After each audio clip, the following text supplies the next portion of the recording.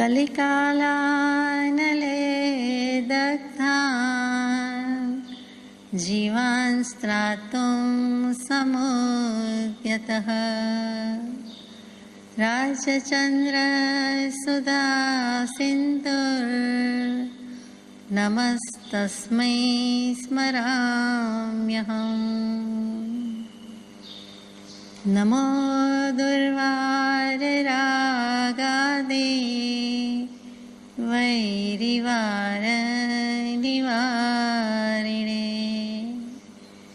अर्हते योगिनाथाय महावीराय तायिने अज्ञानतिमिरान्धानां ज्ञानाञ्जनशलाकया चक्षुरुन्मीलितं येन तस्मै श्री गुरवे नमः। सत्श्रुतने नमस्कार, असीम उपकारी आत्माने नमस्कार, तारक त्रिकुटी भगवंतने नमस्कार, महावित्रोने नमस्कार, महाविત્રો સમાન મુરબ્બીઓ મુમુક્ષોને નમસ્કાર, પ્રત્યેક શુદ્ધાત્મ દ્રવ્યને નમસ્કાર। પરમ કૃપાળુ દેવ પ્રણીત વચનામૃતજી પત્રાંક 772, 773, 774 ભવાણિયા ચૈત્ર સુદ દસમ સોમ વિક્રમ સંવત 1953 તારીખ 12/4/1897। પ્રસ્તુત પત્ર મોરબી નિવાસી શ્રી નવલચંદભાઈ ડોસાભાઈ વકીલને લખાયેલો છે અને નવલચંદભાઈ ડોસાભાઈ વકીલ એટલે ધારશીભાઈ કુશળચંદભાઈ સંઘવી ફર્સ્ટ ક્લાસ મેજિસ્ટ્રેટ એ વખતના, અને આ પણ નામાંકિત સુપ્રસિદ્ધ વકીલ હતા। સરનેમથી વકીલ છે, વ્યવસાયથી વકીલ છે, અને નવલચંદભાઈ ડોસાભાઈ ધારશીભાઈ બંને પરમ કૃપાળુદેવ કરતાં વયમાં મોટા જ છે, અને બીજી રીતે જુઓ તો વિક્રમ સંવત 1938 એટલે કૃપાળુદેવ 14 વર્ષના છે ત્યારથી જ આ બંને સાથે, એટલે કે મોરબીના બંને આ નામાંકિત કે જે કહેવાતા હોય તે, એટલે કે વિદ્વાનો કયો, પંડિતો કયો, અગર તો સાક્ષરો કયો, અથવા તો આ શાસ્ત્ર જ્ઞાન, કર્મગ્રંથ વગેરે કર્ણાનુયોગ ચરણાનુયોગના વિષયમાં પણ ઘણું પ્રભુત્વ ધરાવે છે તેવાની સાથે એ સંઘ છે। એટલે કે એમનું એક મોટું કંઈક મંડળ હતું, અને સ્નેહી મિત્ર મંડળ કે જે હોય તે એ મંડળમાં અધ્યાત્મની ચર્ચા થતી હોય તો તેમાં કૃપાળુદેવ એ વખતે જોઈન થઈ ગયા હતા। એટલે કે 14 વર્ષની વયે મોરબી આવવાનું થયું ત્યારે કૃપાળુદેવ અને આ બંને પુરુષો, આ બંને મુમુક્ષુ એ પરિચય થઈ ગયેલો છે તે વાત છે। એટલે કે તેઓ શ્રીને કૃપાળુદેવનું ઓળખાણ ત્યારથી છે, કૃપાળુદેવ જેવડા હતા 14 વર્ષના હતા ત્યારથી છે, કૃપાળુદેવ પણ ત્યારથી આ બંનેને ઓળખે છે એમ વાત છે। અને ઓમ સર્વજ્ઞાય નમઃ પત્રની શરૂઆતમાં જ ઓમ મૂક્યું છે, પંચપરમેષ્ઠી વિતરાગ પરમાત્મા સર્વજ્ઞ દેવને નમસ્કાર કર્યા છે। અને ત્યાર પછી એમણે પૂછાવેલું છે નવલચંદભાઈએ, એ મોરબી છે અને કૃપાળુદેવ વવાણિયા સ્થિતિ છે, વવાણિયા બિરાજમાન છે, તો વવાણિયાથી મોરબીમાં આ પત્ર વ્યવહાર છે તે આપણે યથાશક્તિ વિચારીએ। કેટલાક રોગાદિ પર ઔષધાદિ સંપ્રાપ્ત થયે અસર કરે છે, કેમ કે તે રોગાદિના હેતુનો કર્મબંધ કંઈ પણ તેવા પ્રકારનો હોય છે। કેટલાક રોગ એવા હોય છે કે તેના પર દવા વગેરેનો ઉપચાર કરે એટલે અસર થઈ જાય છે અને લગભગ મટી જાય છે, એટલે આપણે જાણીએ છીએ કે રોગનું જે કંઈ કારણ હતું એ રોગના હેતુ, એટલે કે જે કર્મથી આ રોગ આવ્યો, જે કર્મથી આ વેદના આવી, એ કર્મબંધ જ કંઈક એવા પ્રકારનો હતો કે એનું આયુષ્ય, એની સ્થિતિ પૂરી થઈ। એટલે કે કાગને બેસવું ને દાઢને પડવું એમ પણ હોય, એટલા માટે દવા છે એ નિમિત્ત રૂપે થઈ ગઈ અને સમયે થઈ ગઈ, હાજર થઈ ગઈ, યથાયોગ્ય સમયે હાજર થઈ ગઈ દવા, અને એનાથી કર્મબંધ જ કંઈક એવો હતો કે જેથી જતો રહ્યો, એટલે કે વસ્તુ મટી ગઈ, જે દર્દ હતું તે મટી ગયું। ઔષધ આદિ નિમિત્તથી તે પૂતગલ વિસ્તારમાં પ્રસરી જઈને અથવા ખસી જઈને વેદનીયના ઉદયનું નિમિત્તપણું છોડી દે છે। આ પૂતગલ કેવી રીતે કામ કરે છે એ વાત છે કે જીવે તો ભાવ કર્યા હતા, બાંધ્યા હતા, ભાવકર્મ બંધાયું, દ્રવ્યકર્મ તરીકે ઉદયમાં આવ્યું, હવે પછી કર્મની લડાઈ કેવી રીતે છે, કારમણ વર્ગણા નવી અને જૂની એ કેવી રીતે ફાઇટ કરે છે, ફાઇટ આપે છે, કોણ જીતે છે, હારે છે, એની વાત આવી કે ઔષધ આદિ નિમિત્તથી દવા ઇન્જેક્શન જે રીતે લીધું હોય તે પૂતગલ જ છે અને તે વિસ્તારમાં પ્રસરી જાય છે. એટલે કે જ્યાં આત્મ પ્રદેશો છે ત્યાં જ કર્મ પ્રદેશો છે, ત્યાં એ વિસ્તારમાં પ્રસરી ગઈ અને અથવા તો ખસી જઈને, એટલે કે કંઈ દૂષણ સડેલો કાપેલો ભાગ હોય, કંઈ આડું અવડું હોય તો એ ખસી જાય છે. એટલે કાં તો પૂતગલ ખસી જાય છે, નિર્જરી જાય છે, અને કાં તો પૂતગલ પેસી જાય છે, એટલે કે પ્રવેશી જાય છે. તો એ કાં ખસી જાય છે એટલે કે જૂનું જે કંઈ દર્દ છે એ નીકળી જાય છે, ખસી જાય છે, અથવા નવું કંઈક એવું મૂકે છે કે જેથી કરીને વધે પણ છે અને ઘટે પણ છે. અહીંયા તો ઘટવાની વાત છે કે મટી જવાની વાત છે. તો એ રીતે કરીએ કે તે દવા પ્રસરી ગઈ. બધા કહે છે ને કે નસ નસમાં અને રગ રગમાં અને તરત જ પ્રસરી જાય એટલે એની અસર વહેલી આવે. દવા કરતાં એટલે કે ગોળી કરતાં, ટેબ્લેટ કરતાં ઇન્જેક્શન કે શોટની અસર વહેલી કેમ આવે? તો કે એ તરત જ મૂકે છે, તરત જ પ્રસરી જાય છે, એટલે એ પૂતગલનું કામ કરવા માંડે છે. તો તે પૂતગલ વિસ્તારમાં પ્રસરી જઈને અથવા ખસી જઈને વેદનીયના ઉદયનું નિમિત્તપણું છોડી દે છે. તે જે કારમણ વર્ગણા એ નિમિત્તે બંધાયેલી હતી તે વેદનીય કર્મના ઉદયથી ફારગતિ એટલે કે મુક્તિ મેળવી લે છે, છોડી દે છે, એનો સાથ છોડી દે છે, છૂટી જાય છે. જે વેદનીયનો ઉદય આવ્યો હતો તે વેદનીયના ઉદયનું નિમિત્તપણું છે તે પૂતગલ એટલે કે કારમણ વર્ગણા વગેરે દવાના નિમિત્તથી છોડી દે છે, એટલે કે જતું રહે છે. તેવી રીતે નિવૃત્ત થવા યોગ્ય તે રોગાદિ સંબંધી કર્મબંધ ન હોય તો તેના પર ઔષધ આદિની અસર થતી નથી. મટવાનું ન હોય તો ન જ મટે. શું કામ? તો કે તે રોગાદિ સંબંધી કર્મબંધ એવા પ્રકારનો નથી, એટલે દવા કારગત થતી નથી, સફળ થતી નથી, અથવા ઔષધાદિ પ્રાપ્ત થતા નથી, એ યોગ્ય દવા સુધી પહોંચી શકતા નથી, અથવા તો પોષાતું ન હોય ને કોઈ ખરીદતું નથી, અથવા તો કોઈ લઈ આવતું નથી, અથવા તો ટાઈમે કામ આવતું નથી, કે સમ્યક ઔષધાદિ પ્રાપ્ત થતા નથી, અથવા તો જે યોગ્ય દવા જોઈતી હતી તે મળી નહીં. કાં તો ડૉક્ટર ન મળ્યા, કાં ડૉક્ટરના પ્રિસ્ક્રિપ્શનમાં ન આવ્યું, કાં તો ડૉક્ટરને નિદાન સરખું ન થયું, ગમે તે કારણ હોય પણ તે હાજર થતી નથી, તે સમયે દવા મળતી નથી અને એ કરી શકતા નથી. કાં તો દવા જ મળતી નથી, કાં તો સમ્યક ઔષધ એટલે સાચી દવા મળતી નથી, અને કાં તો ઔષધ બધું બરાબર હોય તો પણ એની અસર થતી નથી, કેમ કે એનું વેદનીય મટવાનું નથી. વેદનીયનો ઉદય હજુ ચાલુ છે એટલે ઔષધ કાંઈ અસર કરી શકતું નથી. શિષ્ટ ભાષામાં એમ કહ્યું કે નિવૃત્ત થવા યોગ્ય તે રોગાદિ સંબંધી કર્મબંધ ન હોય તો, એટલે કે તે વેદનીય કર્મ સાથે એવી રીતનો કર્મબંધ નથી કે જેથી કરીને મટી જાય અથવા તો નિવૃત્ત થઈ જાય, એટલે કે હજી વેદનીય કર્મની સ્થિતિ વધારે હોવાથી આ ગમે એવા દર્દ હોય ને ગમે એવા ડૉક્ટર હોય પણ નિદાન હોય તો પણ મટી શકતું નથી. અહીંયા બધા જવાબ આવી ગયા. અમુક કર્મબંધ કેવા પ્રકારનો છે તે તથારૂપ જ્ઞાન દૃષ્ટિ વિના જાણવું કઠણ છે. હવે જ્ઞાની પુરુષને કદાચ એ ખબર પડતી હોય તો જુદી વાત છે, બાકી કેવા પ્રકારનો છે તે આપણે જાણતા નથી. એટલે ઔષધાદિ વ્યવહારની પ્રવૃત્તિ એકાંતે નિષેધી ન શકાય. દવા લેવી જ ન જોઈએ. દવા ઉદયમાં હશે તો દવા મળશે ને થશે, એમ આપણે ઉદય પર રાખી દઈએ તો ચાલે નહીં. શું કામ? તો કે દૃષ્ટિ વિના, જ્ઞાન દૃષ્ટિ વિના જાણી શકાતું નથી. એટલે કે એકાંતે નિષેધી શકાય નહીં કે મારે દવા લેવી જ નથી અથવા દવા કરાવવાની જ નથી કે લાવવાની જ નથી.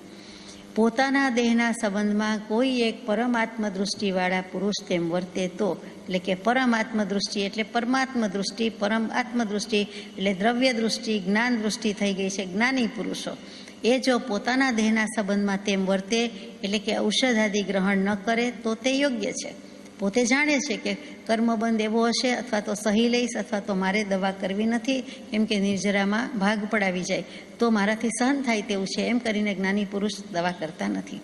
પણ બીજા સામાન્ય જીવો તેમ વર્તવા જાય તો તે એકાંતિક દૃષ્ટિથી કેટલીક હાનિ કરે. બીજા જીવ તેની વાદે કરવા જાય તો મેળ પડતો નથી, કેટલુંક નુકસાન થાય છે. એકાંતે કોઈ વસ્તુ નથી એમ કહેવું છે. શું કામ નુકસાન થાય? કે પોતાને આશ્રિત રહેલા એવા જીવો પ્રત્યે અથવા બીજા કોઈ જીવ પ્રત્યે રોગાદી કારણોમાં તેવો ઉપચાર કરવાના વ્યવહારમાં વર્તી શકે તેવું છે, છતાં ઉપચાર આદિ કરવાની ઉપેક્ષા કરે તો અનુકંપા માર્ગ છોડી દેવા જેવું થાય. બંને રીતે લખ્યું છે. માનો કે જેને એવો ઉદય આવ્યો છે, વેદનીય કર્મનો ઉદય છે, એ ઘરની વ્યક્તિને, બીજા આશ્રિત જીવો ડિપેન્ડન્ટ છે એમના જે કોઈ ડિપેન્ડન્ટ છે એને પણ નુકસાન થાય, એને આર્ત ધ્યાન થાય, અથવા તો એને પણ કેટલુંક સહન કરવાનો વારો આવે, એટલે કહે છે કે ચાલો આપણે ઉપાય કરી લઈએ. એટલે કે આશ્રિત રહેલા જીવો પ્રત્યે, અથવા તો આશ્રિત જીવો છે, ડિપેન્ડન્ટ જીવ છે, કુટુંબમાં જે કોઈ ઘરમાં જીવ છે તેને કંઈક થાય છે તો તેના પ્રત્યે પણ આપણે ફરજ છે, કર્તવ્ય છે, અનુકંપા ત્યાગી દીધા જેવું થાય. આપણે દયા વિનાના ગણાઈએ કે એનો કાંઈ ઉપચાર કરાવતા નથી, અથવા તો કાંઈ નિદાન કરાવતા નથી, એ કાંઈ આપણે કરતા નથી. એટલે એના માટે પણ કરવું, અને પોતાને આશ્રિત હોય કે પોતે બીજાને આશ્રિત હોય, જે પણ હોય તે, તો એમાં આવી રીતે થાય છે. ઉપચાર કરવાની ઉપેક્ષા કરે, અવગણના કરે તો અનુકંપા માર્ગ છોડી દેવા જેવું થાય છે. એટલે કરુણા ક્યાં ગઈ, દયા ક્યાં ગઈ? સમ્યક દર્શન હોય તો અનુકંપાનું લક્ષણ ક્યાં ગયું? એમ પણ સંવેગ, નિર્વેદ, અનુકંપા, આસ્થા. અને આમ પણ કોઈ પણ જીવ પ્રત્યે એકબીજાને અનુકંપા, દયા હોય જ, કે મટી જાય તો સારું, અને એનું કારણ, નિદાન, ઉપચાર કરીને ઉપાય કરવાની ફરજ છે. એટલે કે નહીં તો આ માર્ગ છોડી દીધા જેવો થાય છે. કોઈ જીવ ગમે તેવો પીડાતો હોય તો પણ તેની આસના વાસના કરવાનું તથા ઔષધાદી વ્યવહાર છોડી દેવામાં આવે તો તેને આર્ત ધ્યાનના હેતુ થવા જેવું થાય. માનો કે આપણને નથી પણ બીજા કોઈ જીવને છે, એટલે ઘરમાં કોઈને છે તો એની આસના વાસના કરવાનું. આસના વાસના એટલે આપ જાણો છો કે સેવા ચાકરી, સેવા શુશ્રૂષા, એનું કંઈ સરભરા કરવી, સાંત્વન કરવું, એને જે કંઈ આશ્વાસન આપવું વગેરે, તો એ પણ કરવું જોઈએ. અને જો એ ન કરીએ તો આર્ત ધ્યાનનો હેતુ થાય. બીજા જીવને એમ થાય, દુભાય છે અંતઃકરણ કે મારું કોઈ ધ્યાન રાખતું નથી, સાચવતું નથી, કે ઉપાય કરતા નથી. અને પોતાને જો થયું હોય, ઘરનાને નહીં પણ પોતાને થયું હોય તો પણ ઘરનાને કે બીજા જીવોને એમ થાય કે આમનો તો આપણે ઉપચાર ઉપાય કરાવવો જોઈએ, નહીં તો આર્ત ધ્યાન થાય છે. એટલે કે સહન ન થઈ શકતું હોય એ રૂપે પણ આર્ત ધ્યાન થાય. શારીરિક કારણથી પણ થાય અને માનસિક રીતે પણ ઉદ્વેગ રહીએ તો પણ આર્ત ધ્યાન થાય. ગૃહસ્થ વ્યવહારમાં એવી એકાંતિક દૃષ્ટિ કરતાં ઘણા વિરોધ ઉત્પન્ન થાય. એકાંતે કોઈ વાત નથી, અને ગૃહાશ્રમીને તો આ વાત જો એકાંતે લઈએ તો ઘણા વિરોધ ઉત્પન્ન થાય, ઘણી વિરોધાભાસી વસ્તુ ઉત્પન્ન થાય. એટલે કે વિપરીત સંયોગોને જન્મ આપે એવું બને. માટે જે જ્યાં યોગ્ય હોય તે પ્રમાણે કરી લેવું, કરાવી લેવું, તેમ સમજાય છે. તેમ આ પેરેગ્રાફનો સૂર ઉઠે છે. આગળ જઈએ. ત્યાગ વ્યવહારમાં પણ એકાંતે ઉપચાર આદિનો નિષેધ જ્ઞાનીએ કર્યો નથી. એમાં પણ જ્ઞાની પુરુષ ત્યાગ વ્યવહારમાં, એટલે કે જે સાધુ મુનિ છે અથવા સર્વસંગ પરિત્યાગી છે, તેમાં પણ આવો નિષેધ કર્યો નથી. કેટલાકને કેટલીક બાધા હોય તો પણ આવો નિષેધ કર્યો નથી. નિર્ગ્રંથને, એટલે સાધુ સાધ્વીજીની વાત આવી,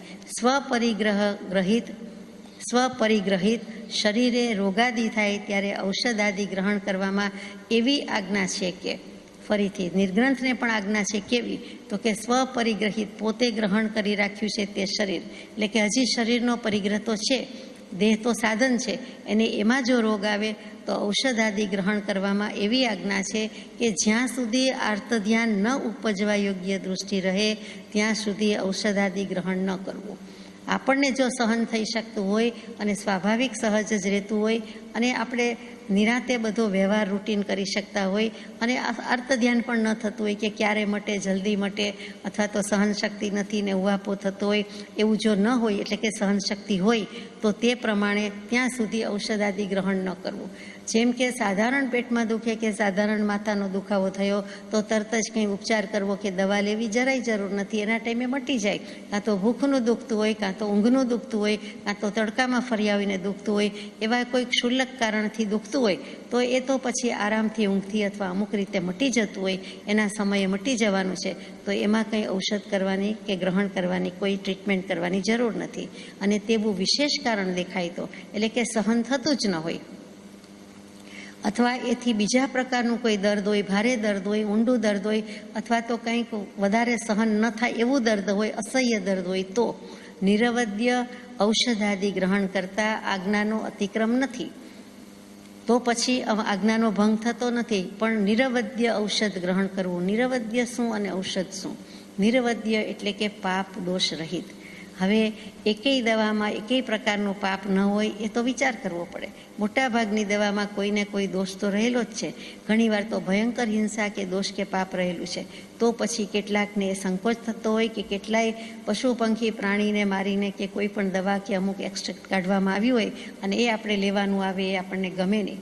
આમ આપણે માંસાહારનો ત્યાગ હોય, કદી વિચાર પણ ન કર્યો હોય અને દવામાં લેવું પડે એટલે એ લગભગ ગમતું હોતું નથી. અને નિર્ગ્રંથ મુનિની વાત ચાલે છે તો એનો ત્યાગ જ હોય, સંપૂર્ણ ત્યાગ હોય. તો કૃપાવતી લખે છે કે નિરવદ્ય એટલે કે પાપ દોષ રહિત દવા લેવી, નિર્દોષ દવા લેવી. નિર્દોષ દવામાં કેટલીક અનાહારી ચીજનો સમાવેશ થાય છે અને બીજી પણ કેટલીક ચીજનો સમાવેશ થાય છે જેમાં ઓછામાં ઓછું પાપ લાગે. તે તદ્દન નિર્દોષ તો છે જ નહીં કોઈ વસ્તુ.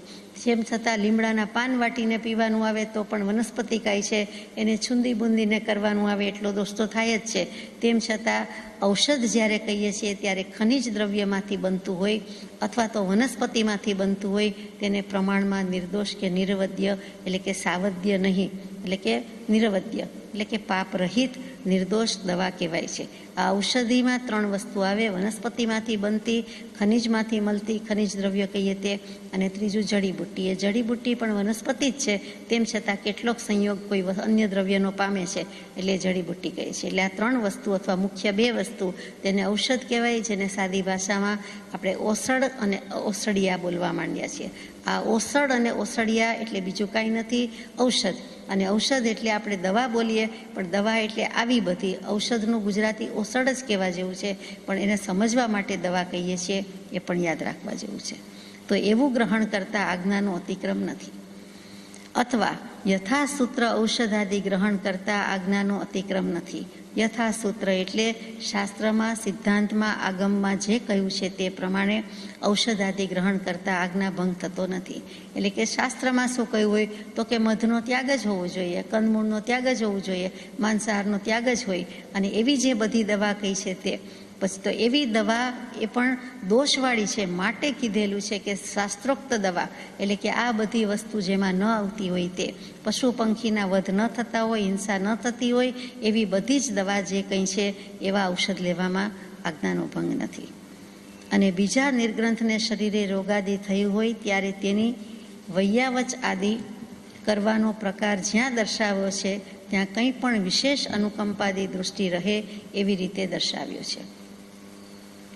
આ પોતાને નિર્ગ્રંથને થયું હોય તો વાત હતી કે કેવી દવા લેવી, કેવી નહીં. એવી જ રીતે બીજાની વયાવચ કરવાની હોય તો વયાવચ કરવાની છે. વયાવચ એટલે ગુણીજન કે મુનિજનની સેવા ચાકરી, એટલે કે વિનયપૂર્વકનો વિવેક કે વ્યવહાર છે એ સેવા કરવાની છૂટ છે. ત્યાં કંઈ પણ વિશેષ અનુકંપાદી દૃષ્ટિ રહે એવી રીતે દર્શાવ્યો છે કે બીજાના જીવની દૃષ્ટિથી વિચાર કરીને દયાથી, કરુણાથી આ ભાવ દર્શાવ્યો છે. એટલે ગૃહસ્થ વ્યવહારમાં એકાંતે તેનો ત્યાગ અશક્ય છે એમ સમજાશે. એટલે કે ગૃહસ્થ વ્યવહારમાં તો એકાંતે નિષેધ છે જ નહીં, એકાંતે ત્યાગ છે જ નહીં, પરંતુ નિર્ગ્રંથમાં પણ અપેક્ષાએ ત્યાગને અપેક્ષાએ ગ્રહણ કીધેલું છે. તે ઔષધાદિ કંઈ પણ પાપ ક્રિયાથી થયા હોય તો પણ તેથી પોતાનો ઔષધાદિપણાનો ગુણ દેખાડ્યા વિના ન રહે અને તેમાં થયેલી પાપ ક્રિયા પણ પોતાનો ગુણ દેખાડ્યા વિના ન રહે. એ દવાથી મટી ગયું બરાબર છે, એટલે કે દવાથી મટી ગયુંમાં બંને વસ્તુ આવી કે જે પાપ લાગ્યું હતું એ બનાવવામાં લેવામાં એ પાપનું પણ આપણને એનું પરિણામ પણ આવ્યા વિના રહેવાનું નથી. આ કૃપાળદેવની શૈલી જુઓ કે પાપ એનું પોત પ્રકાશે છે, એનો ગુણ દેખાડ્યા વિના ન રહે, એની શક્તિ મૂક્યા વિના ન રહે, એટલે પાપ પણ લાગે છે અને સાથે સાથે ઔષધ છે એ ઔષધપણાનો ગુણ છે એટલે એ મટાડી દે છે. તો એ એવો કર્મબંધ ઢીલો હોય તો ઉદય હોય તો મટી જાય છે, પણ તેથી અસર તો થાય જ છે. એટલે કે જે પાપ લાગ્યું તે તો લાગે જ અને એનું પરિણામ તો આપણે ભોગવવું જ પડે એમ અર્થ થયો. અર્થાત જેમ ઔષધાદિના પૂતગલમાં રોગાદિના પૂતગલને પરાભવ કરવાનો ગુણ છે તેમ તે કરવામાં આવેલી પાપ ક્રિયામાં પણ પાપપણે પરિણમવાનો ગુણ છે. દવા જે લીધી, જે કંઈ ઓસડ લીધું, ઔષધ લીધી, તેમાં એ પૂતગલ જે છે એને રોગના પૂતગલને પરાભવ કરવાનો એટલે હરાવી દેવાનો ગુણ છે. એટલે કે પોતે જીતી જાય છે, ઔષધ જીતી જાય છે ને દર્દ છે એ મટી જાય છે, એટલે કે જતું રહે છે. એટલે પૂતગલમાં જે હતું, રોગમાં જે હતું એ રોગના પૂતગલ હારી જાય છે અને દવાના પૂતગલ જીતી જાય છે. તેવી જ રીતે તે પાપ ક્રિયામાં જે કંઈ કરવામાં આવ્યું હતું તે પાપપણે પરિણમવાનો ગુણ છે. એટલે કર્મબંધ થઈને યથા અવસર તે પાપ ક્રિયાનું ફળ ઉદયમાં આવશે. એટલે જે પાપ લાગ્યું તે તો લાગ્યું જ એમ કહેવાનું છે. 6 પદના પત્રમાં બોલીએ છીએ કે હિમ ખાવાથી હિમનું ફળ, કે હિમને સ્પર્શ કરવાથી હિમને સ્પર્શ કરવાનું ફળ, સાકર ખાવાથી સાકરનું ફળ. તો એ જેમ ફળ આવ્યા વિના રહેતું નથી એમ આ પણ ફળ આવ્યા વિના રહેતું નથી. તે પાપ ક્રિયાનું ફળ ઉદયમાં આવે તો તે પાપ ક્રિયાવાળા ઔષધાદિ કરાવવામાં તથા અનુમોદન કરવામાં ગ્રહણ કરનાર જીવની જેવી જેવી દેહાદિ પ્રત્યે મૂર્છા છે, મનનું આકુળ વ્યાકુળપણું છે, અર્થ ધ્યાન છે તથા તે ઔષધાદિની પાપ ક્રિયા છે, તે સર્વ પોતપોતાના સ્વભાવે પરિણમીને યથા અવસરે ફળ આપે છે. જેટલો જેનો દેહાધ્યાસ, દેહ પ્રત્યેની મમતા, દેહ પ્રત્યેની મૂર્છા અને જેટલી આકુળ વ્યાકુળતા, જેટલું આર્ત ધ્યાન અને જેવા ઔષધની પાપ ક્રિયા, કેટલા ઔષધ, કેવા ઔષધ અને એમાં લાગેલું પાપ ને એની ક્રિયા, એ બધું જ કરનારને, કરાવનારને, અનુમોદનારને પણ એટલું જ લાગવું પડે છે. આપણે બીજાના કેસમાં, બીજી વાતમાં ઘણી વખત વિના જરૂરી અનાવશ્યક રીતે અભિપ્રાય આપતા હોય છે. આટલું કરાવવું જોઈએ, આટલું નહીં કરાવવું જોઈએ, આની પાસે કરાવો, આમ કરાવો, તેમ કરાવો, અથવા તો કોઈને કન્વિન્સ પણ કરવા પડે કે દવા લેવી જ પડશે, કરાવવું જ પડશે, ઓપરેશન તો કરાવવું જ પડે, આમ તો સર્જરી વિના ચાલશે જ નહીં. એમ કેટલીક વખત ઘરની વ્યક્તિ હોય, અગત્યની વાત હોય, તેમાં નિર્ણય લીધા વિના જેમાં છૂટકો ન હોય, તેમાં નિરૂપાયતા હોય તેમાં લેવો જોઈએ. બાકી જેની તેની XYZની આડી અવડી વાતમાં, ગામમાં, દુનિયામાં, સમાજમાં જે આપણે વધારે પડતું કહી દઈએ છીએ તે પણ આપણને દોષનું કારણ છે. એ જે દર્દી છે એનો જેવો દેહાધ્યાસ છે એને દોષ લાગે એટલું જ આપણને પણ દોષ લાગે. ઓછો લાગે પણ લાગે તો ખરો જ. આપણા જેવા ભાવ હશે એ પ્રમાણે લાગે. આપણે ભલું કરવાનો ભાવ છે, આપણને વીતી ગઈ હોય, અનુભવપૂત હોય એટલે આપણે કહીએ કે આની પાસે કરાવવું તો સારું, એમાં ખોટું નથી. પરંતુ કેટલીક વખતે વધારે પડતું લાદીએ છીએ તે ખોટું છે. જેટલી જરૂર હોય અને જે જીવને જરૂર હોય અને પૂછવામાં આવે, વાત કરવામાં આવે કે ઠીક લાગે અને આપણે કહીએ જુદી વાત છે. અને જનરલ ડિસ્કશન વખતે જે જેમ તેમ અભિપ્રાય આપતા હોઈએ ત્યારે વિચારવા જેવું છે કે આપણે પણ દોષિત થઈએ છીએ. તે સર્વ પોતપોતાના સ્વભાવે પરિણમીને યથા અવસરે ફળ આપે છે. જેમ રોગાદિના કારણરૂપ કર્મબંધ પોતાનો જેવો સ્વભાવ છે તેવો દર્શાવે છે, તેમ ઔષધાદિના પૂતગલ પોતાનો સ્વભાવ દર્શાવે છે.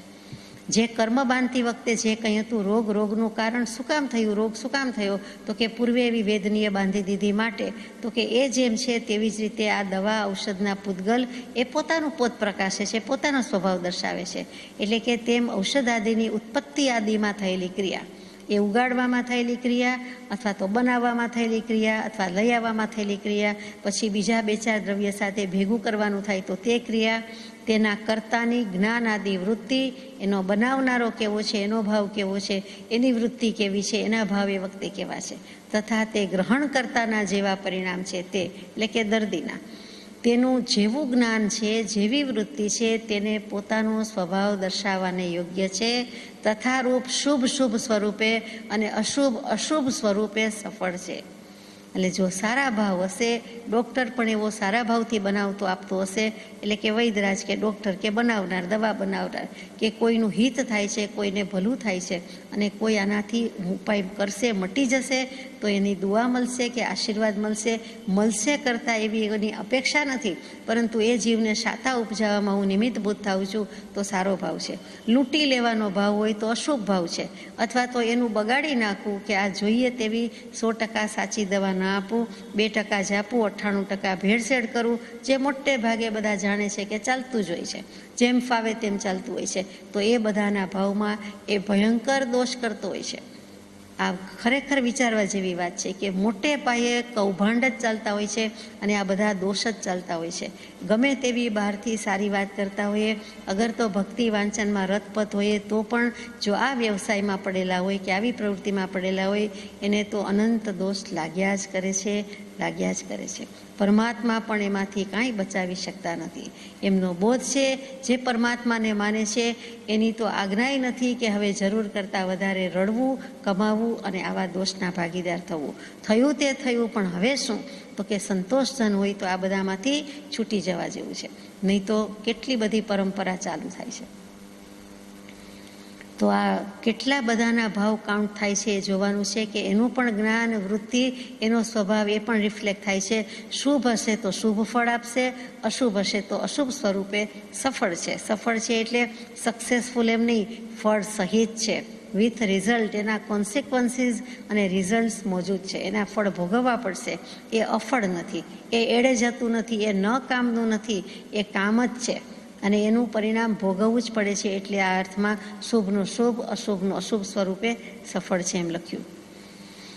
ગૃહસ્થ વ્યવહારમાં પણ પોતાના દેહે રોગાદી થયે જેટલી મુખ્ય આત્મદૃષ્ટિ રહે તેટલી રાખવી.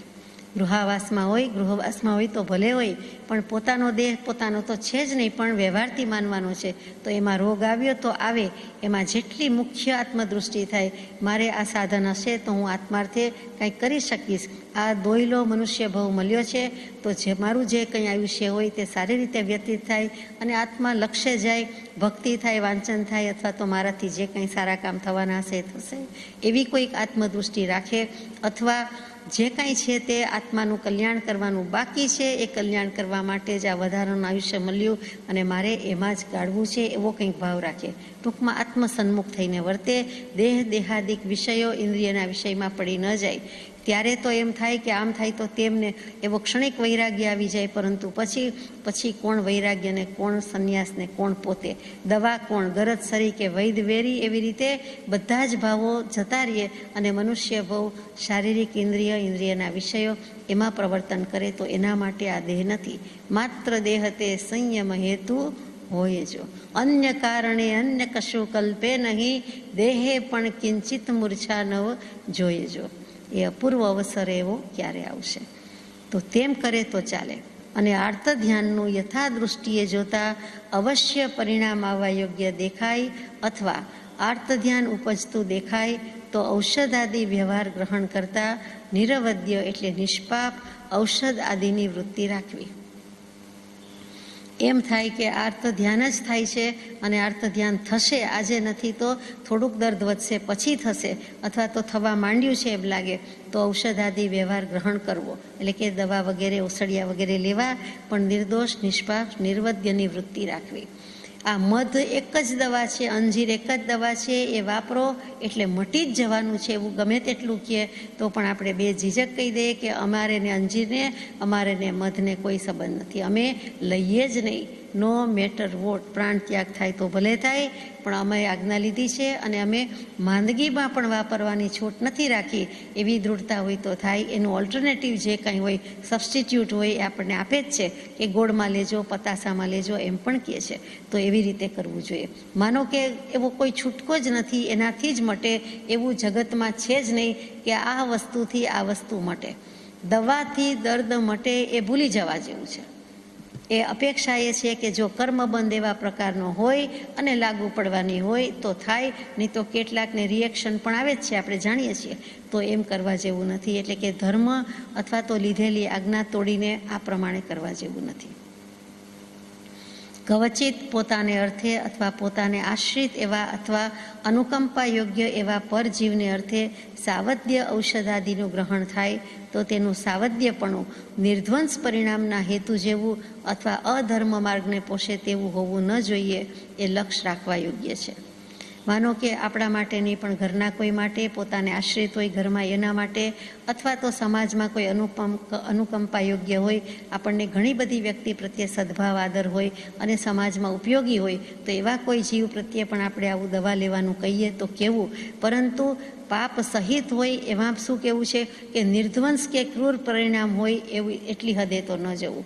ખબર જ હોય કે આ સિંહને મારીને આપવામાં આવે છે, આ ઘોડાને મારીને આપવામાં આવે છે, આ હરણને મારીને આપવામાં આવે, તો એવી દવામાં તો આપણે ભાગીદાર થઈએ નહીં અને એમાં પડીએ પણ નહીં અને ના પાડીએ. એવા જે કોઈ ક્રૂર પરિણામ હોય કે આ બકરી છે અને એને મારશે તો જ થશે. આમ એક દાખલા માટે, દૃષ્ટાંત માટે જ કહું છું કે વેલ માછલી અને બીજી પણ કેટલીક માછલીના પેટમાં રહેલું અંબર, અને એ અંબર કાઢી લેવામાં આવે અને દેરાસરજી વગેરે કેટલીક પવિત્ર જગ્યાએ મંદિરજીમાં અંબર વાપરવામાં આવે તો એમાં દોષ નથી એમ કોઈનો દાવો હોય, એમાં દોષ ન હોય એવું બને. કરમને શરમ નથી. આપણો ગમે તેવો શુભ પવિત્ર ભાવ હોય તો પણ એ માછલીને મારીને લેવાતું અંબર વપરાય ખરું? તો કે ન વપરાય, દેખીતી વાત છે. છતાં અંબર એમ શબ્દ આવતો હોય છે, એ સ્વાભાવિક રીતે એનો દેહ ત્યાગ થઈ ગયો હોય અને પછી કોઈ અંબર કાઢી લઈએ તો બરાબર છે, બને. એ આપણે જાણતા નથી. એવું જ હાથીના દાંત છે, એમાં છે. આવી તો અનેક વસ્તુ છે, એમાં આપણે જતા નથી. એમાંથી બનતી હોય દવા તે, પરંતુ મોટે ભાગે ખબર પડતી હોય ત્યાં સુધી આપણું જ્યાં સુધી જ્ઞાન પહોંચતું હોય ત્યાં સુધી તપાસ કરીએ, પછી આવા નિર્ધ્વંસ, ક્રૂર, હિંસક પરિણામના હેતુ જેવું હોય અને અધર્મ માર્ગને પોષે તેવું હોય કે આ અધર્મ જ છે, આટલાનો વધ હિંસા થશે જ, અને આ લોહીથી જો આમ કરવામાં આવશે તો આ મટી જશે, કદી બન્યું નથી અને બની શકે નહીં, આપણને ગળે ઉતરે નહીં એવી વાત છે. એટલે એટલી આપણામાં દૃઢતા હોવી જ જોઈએ કે એવા અધર્મ માર્ગમાં કે નિર્ધ્વંસ પરિણામમાં તો આપણે ન જ જઈએ. એમ કૃપાદેવની આજ્ઞા છે કે તેવું હોવું ન જોઈએ, એ લક્ષ્ય રાખવા યોગ્ય છે. કોઈનું કરવું પડે તો કરીએ. સીધી વાત કહીએ સમજવા માટે, આપ સમજો જ છો છતાં કહેવાય જાય કે એકનું હાર્ટ છે એને મારી નાખો અને પછી એનું હાર્ટ આનામાં હાર્ટ ટ્રાન્સપ્લાન્ટ કરવું છે, આની કિડની માટે એને મારી નાખો અને પછી કિડની લઈ લઈએ, એમ તો કરાય જ નહીં. એ દેહદાન કરીને ગયા હોય અથવા તો એ આપતું હોય, કોઈ ડોનર હોય સામેથી હોય તો આપણે વાપરીએ તો કદાચ ઠીક છે, પણ કદાચની વાત છે. પણ બાકી તો એવા ક્રૂર પરિણામ કરીએ કે મારે આંખ જોઈએ છે માટે આને મારી નાખો ને એની આંખ લઈ લ્યો અને પછી આંખ બેસાડી દો, એમ તો આપણે કરીએ તેવા છીએ જ નહીં. પણ જે કોઈ કરતા હશે તે આવા નિર્ધ્વંસ ક્રૂર પરિણામ કરે છે. આજની હોસ્પિટલમાં અને આજની મેડિસિન વર્લ્ડમાં આ બધું કૌભાંડ, સ્કેન્ડલ્સ ઓછા નથી. બીજા જીવને કરે છે, જે જીવને જાણતાય નથી, આ કોનામાં ટ્રાન્સપ્લાન્ટ થશે એ ખબર પણ નથી, તેમ છતાં કેટલા જીવો ખોટે ખોટું મારી નાખે, કોમામાં છે મારી નાખે અને પછી એનું કેટલાક આ બધા અવયવ, પાર્ટ્સ ઓફ ધ બોડી કાઢી લે છે, આપણે જાણીએ છીએ. આનો તો મોટે પાયે બિઝનેસ ચાલે છે. એટલે જગતમાં, સમાજમાં આ 21મી 20મી સદીમાં નથી થતું એમ નથી, આ પૂરબારમાં ચાલે છે. એટલે અહીંયા આ પત્ર વાંચ્યો હોય તો સમજાય કે આમાં આપણે દૂર રહીએ પણ ક્યાંય ભાગીદાર તો થતા નથી ને. આવી કોઈ પ્રવૃત્તિમાં આપણું ઇન્વેસ્ટમેન્ટ નથી ને. આવી કોઈ પ્રવૃત્તિ આપણે રોકી શકીએ એમ છીએ, માનો કે પડી ગયા હોઈએ તો કોઈ પડતું જ નથી, પણ કદાચ કોઈક જીવ એવો હોય તો એટલા માટે વાત છે. સર્વ જીવને હિતકારી એવા જ્ઞાની પુરુષની વાણીને કંઈ પણ એકાંત દૃષ્ટિ ગ્રહણ કરીને અહિતકારી અર્થમાં ઉતારવી નહીં, એ ઉપયોગ નિરંતર સ્મરણમાં રાખવા યોગ્ય છે. આ કૃપાળુદેવ કોને લખી રહ્યા છે? નવલચંદભાઈ ડોસાભાઈ વકીલ જેવા સુપ્રસિદ્ધ વકીલને લખી રહ્યા છે. અને કૃપાળુદેવ કંઈ કમ નથી. કૃપાળુદેવમાં બધી વકીલાત, બધાની દલીલ, બધાના તર્ક ને બધાનું સમાધાન આવી જાય કરીને બેઠા છે. એટલે છે આ કહી દીધું કે સર્વ જીવને હિતકારી એવા જ્ઞાની પુરુષની વાણી સકલ જગત હિતકારિણી, હારિણી મોહતારિણી, એવી જીનેશ્વરની વાણી, એવી જ ભગવાન ગુરુ રાજચંદ્ર ભગવાનની વાણી. તો એવી વાણીને કોઈએ એકાંત દૃષ્ટિએ ગ્રહણ કરવાનું નથી એમ કહી દીધું. આ નવલચંદભાઈને પત્રમાં છેલ્લે કન્ક્લુડિંગ નોટમાં કહી દે છે કે તમે કોઈ વસ્તુ મારી વાતને એકાંતે લેતા નહીં અને અહિતકારી અર્થમાં ઉતારશો નહીં. આનું અર્થઘટન અહિતકારી, કોઈને હિત ન થાય, કલ્યાણ થાય તો ભરે છે, કલ્યાણ થાય તેવી વાણીને અકલ્યાણ થઈ જાય એવા અર્થમાં અર્થઘટન કરશો નહીં. એ ઉપયોગ નિરંતર સ્મરણમાં રાખવા યોગ્ય છે. આટલો ઉપયોગ રાખજો અને નિરંતર યાદ રાખજો. અહીંયા આ પત્ર પૂરો થાય છે. પત્રાંક 773, વવાણિયા ચૈત્ર સુદ પૂનમ, શનિ, વિક્રમ સંવત 1953, તારીખ 17/4/1897. 4 દિવસ પછી એ જ વ્યક્તિને ફરીથી પત્ર લખાય છે. પૂજ્ય નવલચંદભાઈ ડોસાભાઈ વકીલને આ પત્ર પાછો જાય છે. શ્રી સર્વજ્ઞાય નમઃ. જે વેદનીય પર ઔષધ અસર કરે છે તે ઔષધ વેદનીયનો બંધ વસ્તુતાએ નિવૃત્ત કરી શકે છે એમ કહ્યું નથી. કેમ કે તે ઔષધ અશુભ કર્મરૂપ વેદનીયનો નાશ કરે તો અશુભ કર્મ નિષ્ફળ થાય, અથવા ઔષધ શુભ કર્મરૂપ કહેવાય. જવાબ લખ્યો લાગે છે. કૃપાળુદેવે જે જવાબ આપ્યો 772માં વાંચી ગયા તે એનો પાછો રિસ્પોન્સ આપ્યો હશે અને નવલચંદભાઈએ જવાબ આપ્યો હશે. એના ઉપરથી કહ્યું છે કે આવા અહિતકારી અર્થમાં ઉતારતા નહીં, તો પણ દલીલ તે દલીલ, તર્ક તે તર્ક, એટલે એનો પાછો કૃપાળુદેવ સ્પષ્ટીકરણથી જવાબ આપી રહ્યા છે કે જે વેદનીય ઉપર ઔષધ કરે છે, તે ઔષધ અસર કરે છે, તે ઔષધ વેદનીયનો બંધ વસ્તુતાએ નિવૃત્ત કરી શકે છે એમ કહ્યું નથી.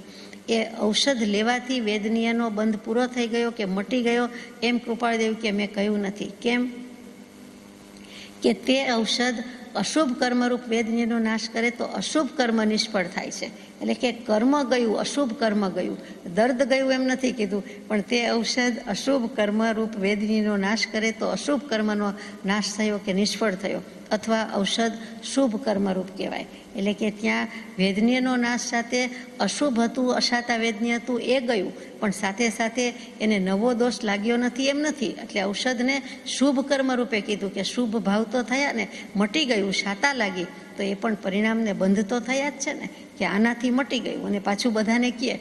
એટલે વિચાર કરવા જેવું છે કે ઔષધ શુભ કર્મરૂપ કહેવાય. એટલે કે એને પણ કર્મ કહી દીધું છે.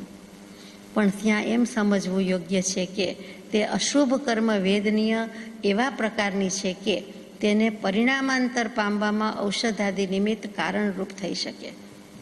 પરિણામાંતર એટલે કે પરિણામ બદલાઈ જાય છે, ઉદય કે ફળ એનું બદલાઈ જાય છે, એટલે શુભનું અશુભ કે અશુભનું શુભ થઈ જાય છે. કેમ કે અશુભ વેદનીય કર્મ અશુભ કહેતા અહીંયા અશાતા જ રાખીએ. એ વેદનીય જ એવા પ્રકારની હતી કે તેને પરિણામાંતર એટલે કે શુભ ન થઈ ગયું. શાતા વેદનીયમાં પરિણામાંતર એટલે ચેન્જ થઈ ગયું, તો એમાં ઔષધાદિ નિમિત્ત કારણરૂપ હોઈ શકે. દવા ઔષધ નિમિત્ત માત્ર છે, તમે એનાથી મટી ગયું છે એમ ન માનો. એ નિમિત્ત થયું છે. નિમિત્ત નૈમિત્તિક સંબંધ સમજવાની બહુ જરૂર છે. બંધ કે મધ્યમ શુભ અથવા અશુભ બંધને કોઈ એક સ્વજાતીય કર્મ મળવાથી ઉત્કૃષ્ટ બંધ પણ થઈ શકે છે. મંદ અથવા તો મધ્યમ શુભ અથવા અશુભ બંધને લીધે કોઈ એક સ્વજાતીય કર્મ મળે તો ઉત્કૃષ્ટ બંધ પણ થઈ શકે છે. કેટલાક કર્મ સજાતીય છે, કેટલાક કર્મ વિજાતીય છે. એટલે કે એક જ જાતિના આપણે સગોત્ર કહીએ છીએ તેમ પોતાના જ જન્મ કે જાતિ છે તે પોતાના જ ગોત્ર સંબંધી એ જે કર્મ હોય છે, તો તે કર્મ જો મળે તો એ જ કર્મથી ઉત્કૃષ્ટ બંધ પણ થાય. એટલે કે જોઈન્ટ થઈ જાય તો વધારે બંધ થઈ જાય, ઘાટો બંધ થઈ જાય અને વધારે સમયનો બંધ પણ થઈ જાય છે. મંદ કે મધ્યમ બાંધેલા કેટલાયક શુભ બંધને કોઈ એક અશુભ કર્મ વિશેષના પરાભવથી અશુભ પરિણામીપણું થાય છે. પેલું હારી જાય છે એટલે કે પરાભવ પામી જાય છે, એટલા માટે અશુભ પરિણામ જીતી જાય છે. તેમજ તેવા અશુભ બંધને કોઈ એક શુભ કર્મના યોગથી શુભ પરિણામીપણું થાય છે. શુભ અને અશુભની લડાઈ ચાલે છે, તો કોઈ વાર અશુભ હારી જાય છે, કોઈ વાર શુભ હારી જાય છે. તો જો અશુભ હારી જાય તો આ પ્રમાણે છે, શુભ હારી જાય તો આ પ્રમાણે છે, એમ લખી દીધું. મુખ્ય કરીને બંધ પરિણામ અનુસાર થાય છે. એટલે કે જીવની જેવી તીવ્રતા છે રસની તે પ્રમાણે થાય છે. જીવના પરિણામ કેવા છે? પ્રકૃતિ, સ્થિતિ, અનુભાગ અને પ્રદેશ 4 પ્રકારે કર્મબંધ કયો? તો પ્રકૃતિ જાણીએ છીએ કે જ્ઞાનાવરણી, દર્શનાવરણી એ પ્રમાણે બંધારણ પ્રમાણે જાય. સ્થિતિ કેટલો સમય સુધી રહેશે તે, અને પ્રદેશ તો કે વેદનીય કર્મને પ્રદેશ સાથે સંબંધ છે, અને અહીંયા રસ બંધ કહી દીધો છે. એટલે કે વેદનીય કર્મ વધારે દળિયા લઈ જાય છે, પણ રસની વાત આવી કે જીવના પરિણામ તે વખતે કેવા હતા? તીવ્ર હતા કે મંદ હતા, મોડા હતા, શુભ હતા, અશુભ હતા, વગેરે વગેરે. એટલે આખો ભાર તેના પર ગયો. કોઈ એક મનુષ્ય પ્રાણીનો તીવ્ર પરિણામે નાશ કરવાથી તેણે નિકાચિત કર્મ ઉત્પન્ન કર્યું. કોઈ મનુષ્ય બીજા મનુષ્યનો વધ કર્યો, હિંસા કર્યો, મારી નાખ્યો કે મરાવી નાખ્યો, તો તેણે નિકાચિત કર્મ ઉત્પન્ન કર્યું. આપણે જાણીએ છીએ કોઈ પણ સાંભળીને અરેરાટી થઈ જાય કે આવું કોઈ કરે જ કેમ, પણ કરે, અને કરે તો એને નિકાચિત કર્મબંધ લાગી પણ ગયો. તો પણ કેટલાક બચાવના કારણથી અને સાક્ષી આદિના અભાવથી રાજનીતિના ધોરણમાં તે કર્મ કરનાર મનુષ્ય છૂટી જાય, તેથી તેનો કોઈ બંધ નિકાચિત નહીં હોય એમ સમજવા યોગ્ય નથી. કોર્ટમાં, સમાજમાં, જગતમાં એ ભલે છૂટી જાય, સાક્ષીના અભાવે કે બેનિફિટ ઓફ ડાઉટ કહીને છૂટી જાય, અથવા તો એવો કોઈ બચાવ પક્ષનો વકીલ જોરદાર હોય ને ખોટાનું સાચું, સાચાનું ખોટું, અને એને બચાવી લે એટલે કે એવું નિમિત્ત હોય તો છૂટી જાય, અથવા એવી પોલિટિક્સ હોય અને કોઈ જજ એવા હોય, અથવા તો ગમે તે કારણે તે વખતે રાજાશાહી હતી તો રાજાના દંડમાંથી એ કદાચ બચી જાય છે, મનુષ્ય છૂટી જાય છે. તેથી આપણે એમ જોનારા કહીએ કે જોયું, છૂટી ગયો, પાપની કાંઈ સજા તો થઈ નહીં, જગતમાં કાંઈ પુણ્ય પાપ જેવું લાગતું જ નથી, કોઈ કાંઈ ભગવાન જેવું લાગતું જ નથી, આ ઈશ્વરના દરબારમાં ઘરમાં અંધેર જ છે, એવું બધું આપણે બોલવા માંડીએ, વિચારવા માંડીએ, અને પોતાને પણ એમ થાય કે જુઓ છૂટી ગયો. પણ માયલો તો બંડ પોકારીને એનો કહેતો જ હોય કે તું અદાલતમાં છૂટી ગયો, કોર્ટમાં છૂટ્યો, તું ચોર જ છો, તે ભૂલ કરી જ છે, તારો ગુનો, એટલે એને કોન્શિયસ બાઇટ થતું જ હોય. એ રીતે એ છૂટી ગયો નથી. 3 ભુવનમાં ગમે ત્યાં જાય એ ચોર જ છે, એ અપરાધી જ છે. તો અહીંયા ભગવાન એમ કહે છે કે ત્યાં ભલે એ છૂટી ગયો હોય, પણ જે સમજે છે, બહારથી આપણે જોતા હોઈએ તો આપણે જરૂર કહી શકીએ કે અહીંયા છૂટ્યો છે, પણ એ છૂટવાનો નથી, એને નિકાચિત બંધ છે. ઘણા વર્ષ પછી એને એ ઉદય આવશે અને એને ફળ ભોગવવા પડશે. તેથી કંઈ તેનો બંધ નિકાચિત નહીં હોય એમ સમજવા યોગ્ય નથી. તેના વિપાકનો ઉદય થવાનો વખત દૂર હોય તેથી એમ બને. એને એ પરિણામ ભોગવવાનો વારો છે, વાર છે. એટલે પછી બીજા ભવે કેટલા બધા વર્ષો પછી, કોઈ વાર 1000 વર્ષ પછી પણ ઉદયમાં આવે, કોઈ વખત હજારો વર્ષ પછી પણ ઉદયમાં આવે. વળી કેટલાક અપરાધમાં રાજનીતિના ધોરણે શિક્ષા થાય છે તે પણ કર્તાના પરિણામવત જ છે એમ એકાંતે નથી. એ કર્તાના પરિણામ પ્રમાણે છે એમ નથી. એના પરિણામ તો સોલિડ બંધ થઈ ગયો, તો દ્રઢ બંધન થાય તેવા હતા. પરંતુ પોલિસી એવી હશે તો એ કદાચ 1 વર્ષની સજામાં છૂટી જાય, અથવા તો 1 દિવસની સજામાં છૂટી જાય, તો એ કાંઈ યોગ્ય નથી. એ એકાંતે એમ લેવાય નહીં કે તેણે વધ કર્યો હતો કે નહીં, એના પરથી નક્કી ન થાય. અથવા તે શિક્ષા કોઈ આગળ ઉત્પન્ન કરેલા અશુભ કર્મના ઉદય રૂપે પણ હોય છે. કોઈક પૂર્વભાવમાં એવું કરી આવ્યો હશે તો એનો ઉદય આવ્યો એટલે એને આવા ભાવ થયા અને બીજાની હિંસા કે વધ કરી નાખ્યો. લેણ દેણ જાણે પૂરું કરતો હોય તેમ. પણ રિવેન્જફુલ છે એટલે બધા ભૂલી જાય છે કે સાટું વાળતા નવા કર્મ બનતો લાગ્યા એટલે જૂના ચૂકવાઈ ગયા એમ નથી. અને વર્તમાન કર્મબંધ સત્તામાં પડ્યા રહે છે, જે યથા અવસરે વિપાક આપે છે. માનો કે જૂનું હોય તો જૂનું છૂટી ગયું, દેવું પૂરું થયું જ નથી. જે નૂતન એટલે નવો વર્તમાન તે ભવનો કર્મ બંધ થયો એ તો સત્તામાં, સ્ટોકમાં, જથ્થામાં, કોઠારમાં પડી રહે છે. ઘણીવાર 2000 વર્ષ, ઘણીવાર 5000 વર્ષ પડી રહે, અને તે યથા અવસરે એટલે કે એના સમયે પાછો વિપાક એટલે ફળ અથવા ઉદય આપશે. નિકાચિત કર્મની વાત થઈ એટલે આપણે સમજી લઈએ કે નિકાચિત એટલે હંમેશા એમ જ માન્યું છે કે કર્મનું ઉદય, ઉદીર્ણા, સંક્રમણ, અપક્રમણ એવું જે કંઈ કરવામાં આવે છે તો કેટલાક નિકાચિત કર્મ છૂટી જાય છે અથવા તો એ ભોગવી લેવાય છે. તો નિકાચિત કર્મને કાંઈ લાગુ પડતું નથી એમ સર્વસામાન્યપણે આપણે આજ સુધી માન્યું છે કે નિકાચિત એટલે નિકાચિત. આમાં કોઈ જીવના ગમે તેવા પ્રબળ ફેરફાર આવે, અધ્યવસાય ફરી જાય, ભાવ ફરી જાય, તો પણ તેમાં એને મુક્તિ નથી, ક્ષમ્ય નથી, ભોગવ્ય જ છૂટકો છે એમ સામાન્યપણે આપણે આજ સુધી સ્વીકાર્યું છે, સાચું પણ છે. પરંતુ જેમ જેમ શાસ્ત્રમાં વધારે કોઈ વાર વાંચવામાં આવે તેમ એવું પણ છે કે નિકાચિત કર્મના 2 ભાગ પડે છે, સુનિકાચિત અને અલ્પનિકાચિત. સુનિકાચિત એટલે પાકે પાયે 100% ભોગવ્ય જ છૂટકો, કોઈની કાંઈ કારી ફાવતી નથી તે. અલ્પનિકાચિત છે એટલે કોઈ વાર અનિકાચિત લખે, પણ અનિકાચિત એટલે નિકાચિત ન હોય તેવા નહીં, પણ અંશે અથવા તો અલ્પાંશે અલ્પ નિકાચિત, નો કશાયની જેમ.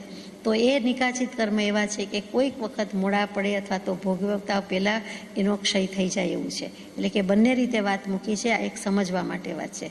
અહીંયા લાગુ પડે છે એવું નથી, પણ કોઈક વખત સુનિકાચિત અને અલ્પનિકાચિત પણ સમજવા યોગ્ય છે.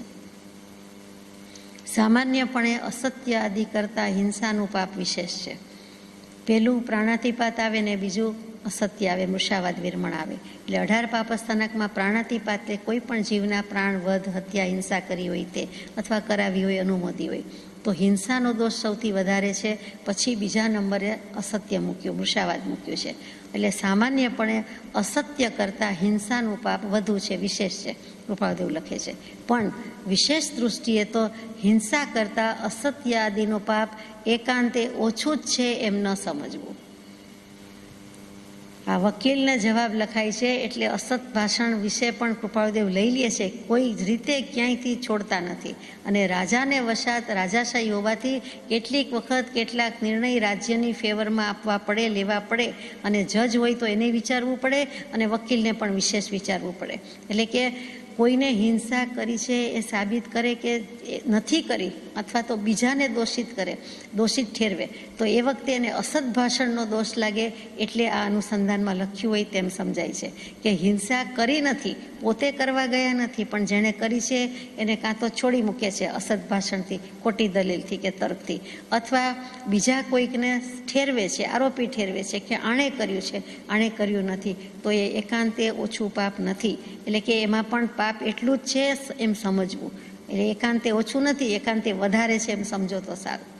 પણ વિશેષ હિંસાના દ્રવ્ય ક્ષેત્ર કાળભાવ અને તેના કર્તાના દ્રવ્ય ક્ષેત્ર કાળભાવને અનુસરીને તેનો બંધ કર્તાને થાય છે.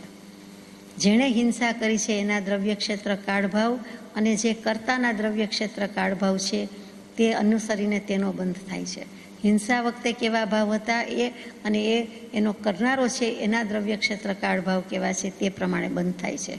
તેમજ અસત્ય આદિના સંબંધમાં પણ સમજવા યોગ્ય છે કે તે જ્યાં જ્યાં જે યોગ્ય છે ત્યાં સમજવું. તે એની મજબૂરી હોય એટલી કાંઈ દોષ નથી એમ નથી. મજબૂરી જેવું છે જ નહીં જગતમાં. કેમ એમ માને છે કે મજબૂરી છે? દોષ કરે તો જ થાય, મારી નાખે તો જ થાય. મારી નાખવા માટે કોણે મજબૂર કર્યો? તો કે એવો અસત પુરુષાર્થ કરાય જ નહીં. એટલે અહીંયા ચોખ્ખું કહી દીધું કે હિંસાના દ્રવ્ય ક્ષેત્ર કાળભાવ અને અહિંસાના દ્રવ્ય ક્ષેત્ર કાળભાવ, અહિંસાના નહીં એના કર્તાના દ્રવ્ય ક્ષેત્ર કાળભાવ એ પ્રમાણે બંધ થાય છે. એટલે કૃપાળુદેવે એકલા દ્રવ્યને ભાવે નહીં લીધા, ક્ષેત્રને કાળ પણ લઈ લીધા છે. કોઈ એક હિંસા કરતા કોઈ એક અસત્ય આદિનું ફળ એક ગુણ, બે ગુણ કે અનંત ગુણ વિશેષ પર્યંત થાય છે. આ પણ કૃપાળુદેવે લખ્યું. સ્પષ્ટતા દાખલા સહિત નથી કરી, એટલું જ. કોઈ એક પ્રકારની હિંસા કરતા કોઈ એક અસત્યનું ફળ એક ગણું વધારે હોય, બે ગણું વધારે હોય અથવા અનંત ગણું વધારે પણ હોઈ શકે છે. અસત્ય આદિ કરતાં કોઈ એક હિંસાનું ફળ એક ગુણ, બે ગુણ કે અનંત ગુણ વિશેષ પર્યંત થાય છે. બંને રીતે લખ્યું છે ફરીથી કે કોઈ એક હિંસા કરતાં કોઈ એક અસત્યનું ફળ એક ગણું, બે ગણું કે અનંત ગણું થાય છે. તેવી જ રીતે કોઈ એક અસત્ય કરતાં કોઈ એક હિંસાનું ફળ એક ગુણ, બે ગુણ કે અનંત ગણું થાય છે. એટલે કે બંને વાત લીધી, હિંસા કરતાં અસત્ય અને અસત્ય કરતાં હિંસા. બંને એટલે પરસ્પર છે. આનું વધારે કે આનું ઓછું એમ કહી શકાય નહીં. ઓછું વધારે તો છે જ નહીં. એક ગણું, બે ગણું ને અનંત ગણું જ કહી દીધું છે. એટલે કે બંને દોષિત છે, બંને ભયંકર દોષ છે. ત્યાગની વારંવાર વિશેષ જિજ્ઞાસા છતાં, સંસાર પ્રત્યે વિશેષ ઉદાસીનતા છતાં કોઈ એક પૂર્વકર્મના બળવાનપણાથી જે જીવ ગૃહસ્થાવાસ ત્યાગી શકતા નથી, તે પુરુષ ગૃહસ્થાવાસમાં કુટુંબાદિના નિર્વાહાર્થે જે કંઈ પ્રવૃત્તિ કરે છે તેમાં તેના પરિણામ જેવા વર્તે છે તે પ્રમાણે બંધ આદિ થાય. પોતાની વાત પણ આવી ગઈ, નવલચંદભાઈની પણ આવે છે. અહીંયા પોતાની વિશેષ લાગે કૃપાળુદેવની કે ત્યાગની વારંવાર વિશેષ જિજ્ઞાસા. પહેલેથી જ એવી ઈચ્છા ત્યાગ જ લેવો છે, તેમ છતાં સંસાર પ્રત્યે વિશેષ ઉદાસીનતા હોવા છતાં એક પૂર્વકર્મનું બળવાનપણું છે. એટલે જે જીવ કહેતા પોતે જ કે ગૃહસ્થાવાસ ત્યાગી શકતા નથી અને એ ગૃહાવાસમાં કુટુંબાદિના નિર્વાહ માટે રહેવું પડે છે. કૃપાળુદેવ જે પ્રવૃત્તિ કરે છે, વ્યવસાય વગેરે, તેના પરિણામ એટલે કે કર્તાના પરિણામ એટલે કૃપાળુદેવ એના જ પરિણામ જેવા વર્તે છે તે પ્રમાણે બંધ આદિ થાય. પોતે એમ નથી લખ્યું, આપણે સમજવા માટે કહીએ છીએ. તો પોતે વ્યવસાય કરે છે ને આપણે બધા નથી કરતા, તો કે જગતના બીજા જીવોને લાગુ પડે છે એટલું જ લાગુ પડે છે. પરંતુ પોતાના પર આપણે એટલે લઈ ગયા કે એમને ત્યાગની આટલી જિજ્ઞાસા, ભાવના અને સંસારની આટલી ઉદાસીનતા, અને તેમ છતાં કરી શકતા નથી. તો કે પૂર્વકર્મનું બળવાન બંધ છે. મોહ છતાં અનુકંપા માનવાથી કે પ્રમાદ છતાં ઉદય માનવાથી કાંઈ કર્મબંધ ભૂલ થાપ ખાતો નથી. નવલચંદભાઈને લખે છે કે અમારું જોઈને તમે આવું કરશો કે તમે તમારા ધંધા કરો જ છો ને, બિઝનેસમાં પડ્યા જ છો ને, તો તમને પણ કર્મબંધ થતો જ હશે ને, થોડુંક તો સાચું ખોટું થતું જ હશે ને. એમ કાંઈ પણ ભાવ કરતા હોય તો સાંભળી લ્યો કે મોહ છતાં અનુકંપા રાખવાથી તમે સંસાર પ્રત્યે, કુટુંબ પ્રત્યે, કુટુંબી પ્રત્યે મોહ દયા છે, મોહ દશા છે, અને પછી અનુકંપા રાખવા જાઓ છો. મોહ પ્રત્યે અનુકંપા કીધું છે એટલે મોહ દયાનું જ સ્વરૂપ છે. અને પ્રમાદ છતાં ઉદય માનો છો કે અમારો પણ એવો ઉદય છે, ધૂળ ઉદય છે, પ્રમાદ છે, એમ કરીને કહે છે કે કર્મબંધ કર્મને શરમ નથી, કર્મબંધ ભૂલ થાપ ખાતો નથી. એ ભૂલી જવાનો નથી. એ કમ્પ્યુટરમાં, એ કર્મના સુપર ડુપર કમ્પ્યુટરમાં કોઈ વાયરસ ક્યારેય લાગવાનો નથી. એની ભૂલ થવાની જ નથી. તે તો યથા પરિણામ બંધપણું પામે છે. એ તો જેવા પરિણામ તેવો બંધ પામી જ જાય છે. કર્મના સૂક્ષ્મ પ્રકારોને મતિ વિચારી ન શકે. કર્મગ્રંથના ખાટું છે નવલચંદભાઈ અને દારશીભાઈ. બીજા પણ દ્રવ્યાનું યોગમાં એક્સપર્ટ કહેવાય છે, તજજ્ઞ કહેવાય છે, પણ કૃપાળુદેવ પાસે કંઈ ચાલે? તો એમ થતું હોય મનમાં કે અમે તો કર્મગ્રંથના અભ્યાસી, મોઢે અને 6 ભાગ અને બધી પ્રકૃતિ બંધ, ઉદય ઉદીરણા બધું જાણે ઘોળીને પી ગયા છીએ. તો કે કૃપાળુદેવ અહીંયા કહી દે છે કે કર્મના સૂક્ષ્મ પ્રકારોને શાસ્ત્રોક્ત તમે જાણો છો. સૂક્ષ્મ શું જાણો છો? એટલે કે સૂક્ષ્મ પ્રકારોને મતિ વિચારી નહીં શકે. તમારી મતિમાંય આવવાનું નથી, બુદ્ધિમાંય બેસવાનું નથી. તો પણ શુભ અને અશુભ કર્મ સફળ છે એ નિશ્ચય જીવે વિસ્મરણ કરવો નહીં. કન્ક્લુડિંગ નોટ કેવી જ મજાની છે કે ઉપસંહાર તો આટલો જ છે, રહસ્ય આટલું જ છે, તાત્પર્ય આટલું છે કે જેવા શુભાશુભ કર્મ કરીએ છીએ, ભાવ કરીએ છીએ, તે શુભાશુભ કર્મ બંધાય છે અને એના પરિણામ ભોગવવા પડશે. એ ફળ આપવાના છે, એ ભૂલતા નહીં. કોઈ પણ રીતે અહીંયા બારી ખુલ્લી નથી. આ તમે ગમે તે બાબતના લોયર હોય, વકીલ હોય, પણ તેમાં તમારે વચ્ચે એવા ક્લોઝ આવતા હશે, કલમ એવી આવતી હશે, છટકબારી હશે. આમાં એકેય છટકબારી નથી, એ સમજી લો. શુભ હશે તો શુભ ફળ, અશુભ હશે તો અશુભ. એ નિશ્ચય જીવે વિસ્મરણ કરવો નહીં. પ્રત્યક્ષ પરમ ઉપકારી હોવાથી તથા સિદ્ધ પદના બતાવનાર પણ તેવો હોવાથી સિદ્ધ કરતા અરહંતને પ્રથમ નમસ્કાર કર્યો છે. પ્રશ્ન પત્રમાં કંઈ પૂછાવ્યું હોવું જોઈએ જેથી આ જવાબ હોય, અથવા કૃપાળદેવે કહ્યું હોય કે તમે ગમે તેટલું વાંચ્યું હોય અને શાસ્ત્રોમાં ગમે તેવું લખ્યું હોય, પણ સિદ્ધ ભગવંત કેવા આવવાના નથી, અત્યારે અમે તમને લખી દઈએ છીએ. એટલે એમ કરીને પણ કહી દીધું હોય કે પ્રત્યક્ષ ઉપકારી તમને કૃપાળદેવ થશે, અરહંત છે, તો એ અરહંતને પ્રથમ નમસ્કાર કર્યા છે. એટલે અથવા પૂછાવ્યું હોય કે નમો અર્યંતાણમ કરતાં નમો સિદ્ધાણમ બીજું કેમ મૂક્યું, દશામાં સિદ્ધ ભગવંત આગળ કહેવાય તો પણ અર્યંતને કેમ મૂક્યા છે, તો કૃપાળદેવે એનો પણ ધીમેકથી સિફતથી જવાબ આપી દીધો છે. અહીંયા આ પત્ર પણ પૂરો થાય છે. પત્રાંક 774.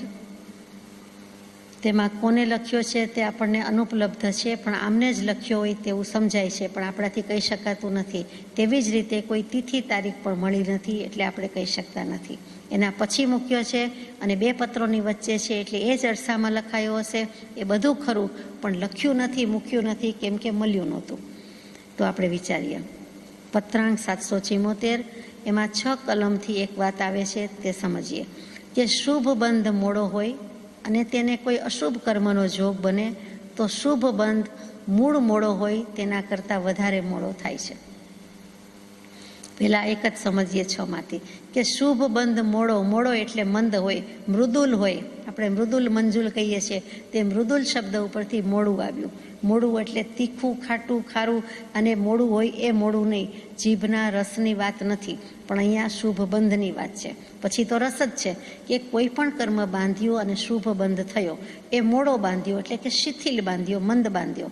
અને કોઈ અશુભ કર્મનો જોગ બને તો અને અશુભ કર્મનો ઉદય આવી ગયો તો શુભ બંધ એક તો મૂળમાં જ મોડું હતું અને એના કરતાં વધારે મોડો થઈ જાય છે. એટલે કે આપણા સારા કર્મ છે એને નરસા કર્મ છે એ જરાક પ્રભુત્વ જમાવી દે છે, ભગાડી દે છે, અથવા તો એનું મોડાશ ભેગું મોડું કરી નાખે છે. એક તો કે રોતો રોતો આવે ને મુવાના સમાચાર લાવે, એના જેવું છે કે એક તો બંધ મોડો જ હતો અને શુભ હતો, અને બંધ મોડો હતો એટલે ઢીલો જ હતો, ને એમાં પાછા અશુભનું જોર વધી ગયું, એટલે જે હતો એમાં પણ એ વધારે મોડો થયો. વસ્તુ મોડી જ બનાવી હતી, એમાં પાણી નાખી દીધું એટલે વધારે મોડી પડી ગઈ, એમ કેવું છે.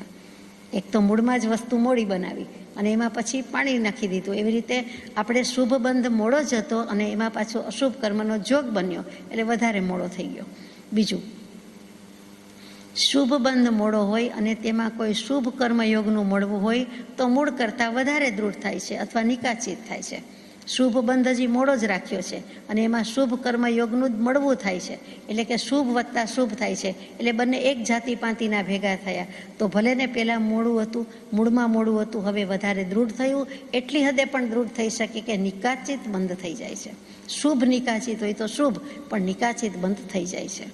ત્રીજું, કોઈ અશુભ બંધ મોડો હોય તેને કોઈ શુભ કર્મનો જોગ બને તો મૂળ કરતાં અશુભ બંધ ઓછો મોડો થાય છે. એ પણ એટલું જ સાચી વાત છે કે અશુભ બંધ મોડો છે અને એમાં શુભ કર્મનો જોગ બન્યો તો શુભનું ડોમિનન્સ વધી જાય છે, પ્રભુત્વ વધી જાય છે, એટલે શુભ કર્મનો જોગ જીતી જાય છે. એટલે અશુભ બંધ હતો મોડો અને પાછો ઓછો મોડો થઈ જાય છે. ચોથું, અશુભ બંધ મોડો હોય તેમાં અશુભ કર્મનું મળવું થાય તો અશુભ બંધ વધારે મજબૂત થાય છે અથવા નિકાસિત થાય છે. અશુભ બંધ મોડો હતો, એમાં અશુભ કર્મનું મળવું થયું એટલે પાછું પેલું શુભ નિકાચિત થયું, આ અશુભ નિકાચિત થયું અથવા તો ગાઢ થયું. પાંચમું, અશુભ બંધને અશુભ કર્મ ટાળી ન શકે અને શુભ બંધને શુભ કર્મ ટાળી ન શકે. અશુભ ભાવ કર્યા છે તો પછી એને અશુભ કર્મ ટાળી શકવાનું નથી. એવી જ રીતે શુભ બંધ છે એને શુભ કર્મ ટાળી શકવાનું નથી. છઠ્ઠું છેલ્લું કે શુભ કર્મ બંધનું ફળ શુભ થાય અને અશુભ કર્મ બંધનું ફળ અશુભ થાય. બંનેના ફળ તો થવા જ જોઈએ, નિષ્ફળ ન થઈ શકે. આ કૃપાળદેવ લખે કે થવા જ જોઈએ. કોઈ વસ્તુ ક્રિયા નિષ્ફળ નથી, એનું ફળ તો આવે જ. સફળ એટલે ફળ સહિત એમ કેવું છે, પરિણામ સહિત એમ કેવું છે. સફળ એટલે આપણે કહીએ કે ધાર્યું પાર પડી ગયું, એ સફળતા, સક્સેસ એ અર્થમાં નથી. રોગ વગેરે છે તે ઓસડથી ટળી શકે છે, તેથી કોઈને એમ લાગે છે કે પાપવાળું ઓસડ કરવું તે અશુભ કર્મરૂપ છે. છતાં તેનાથી રોગ જે અશુભ કર્મનું ફળ છે તે મટી શકે છે. એટલે કે અશુભથી શુભ થઈ શકે છે, આવી શંકા થાય એવું છે, પણ એમ નથી. એ શંકાનો ખુલાસો નીચે પ્રમાણે છે.